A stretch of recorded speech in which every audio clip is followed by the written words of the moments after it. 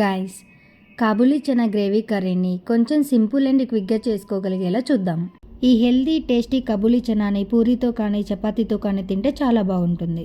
ముందుగా 1 కప్పు కాబూలీ చనాని కడిగి 3 కప్స్ వాటర్తో ఓవర్ నైట్ సోక్ చేసుకోవాలి. కర్రీ చేసుకోవడానికి ముందు కాబూలీ చనాని కుక్కర్లో వేసి 1 బిర్యానీ ఆకు, 1 ఇంచు చెక్క, 3 లవంగాలు వేసి కుక్కర్ని లో ఫ్లేమ్లో పెట్టి 4 విజిల్స్ వచ్చాక స్టవ్ ఆపేస్తే సరిపోతుంది. కాబూలీ చనాని చేతితో ప్రెస్ చేస్తే నలిగిపోయేలా బాయిల్ చేస్తే చాలు. ఇప్పుడు ఒక కడాయిలో 2 టేబుల్ స్పూన్స్ ఆయిల్ వేసి 2 మీడియం సైజ్ ఆనియన్స్ని వేసి లైట్గా మగ్గాక 3 టొమాటోస్ని వేసి మగ్గించాలి. టొమాటోస్ కాస్త మగ్గాక 1 ఇంచు అల్లం, 3 వెల్లుల్లి రెబ్బల్ని వేసి మగ్గించాలి.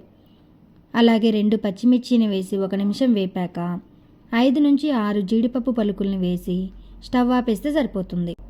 ఈ మిశ్రమం చల్లారాక మెత్తగా గ్రైండ్ చేసుకొని పక్కన పెట్టుకోవాలి. ఇప్పుడు అదే కడాయిలో 1 స్పూన్ ఆయిల్ వేసి 1 స్పూన్ జీలకర్ర, 1/2 స్పూన్ పసుపు, 1 స్పూన్ కారం వేసి వెంటనే ముందుగా గ్రైండ్ చేసుకొని పెట్టుకున్న పేస్ట్ని వేసి తగినంత ఉప్పు వేసుకొని ఆయిల్ పైకి తేలేంత వరకు మగ్గించుకోవాలి. ఇంకిప్పుడు ముందుగా ఉడికించుకొని పెట్టుకున్న చనాని వేసి కలుపుకోవాలి. గరిటెతో చనాని కాస్త స్మాష్ చేసుకుంటే కాసేపటికి గ్రేవీ చిక్కబడుతుంది.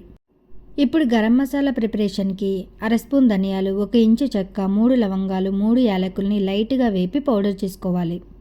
గ్రేవీ చిక్కబడి దగ్గర పడ్డాక 1 స్పూన్ గరం మసాలాని వేసుకొని కలుపుకోవాలి.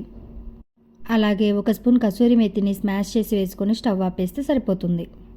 కసూరి మేతి లేకపోతే స్కిప్ చేయొచ్చు, లేదంటే కొత్తిమీరని వేసుకొని గార్నిష్ చేసుకోవచ్చు.